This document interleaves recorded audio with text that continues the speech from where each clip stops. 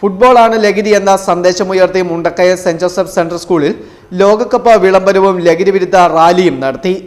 നാട്ടിലെ കായിക സംസ്കാരം വളർത്തിയെടുക്കുന്നതിനോടൊപ്പം യുവതലമുറയെ ലഹരി മരുന്നിന്റെ ഉപയോഗത്തിൽ നിന്ന് പിന്തിരിപ്പിക്കുക എന്ന ലക്ഷ്യത്തോടെ മുണ്ടക്കയം ബസ് സ്റ്റാൻഡിൽ സെന്റ് ജോസഫ് സെൻട്രൽ സ്കൂളിലെ +1 വിദ്യാർത്ഥികൾ ഫ്ലാഷ് മോബും അവതരിപ്പിച്ചു.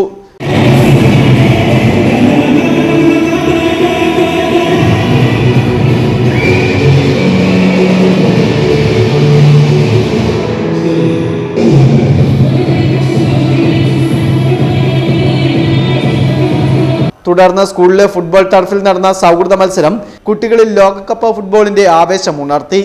സ്കൂൾ മാനേജ്മെന്റ്, അധ്യാപകർ, പഞ്ചായത്ത്, എക്സൈസ് വിഭാഗങ്ങൾ, പോലീസ്, വ്യാപാരി വ്യവസായികൾ, മാധ്യമപ്രവർത്തകർ, ഡ്രൈവേഴ്സ് യൂണിയനുകൾ, സ്കൂൾ PTA എന്നിവർ പ്രോഗ്രാം ഏകോപിപ്പിക്കുകയും നേതൃത്വം നൽകുകയും ചെയ്തു.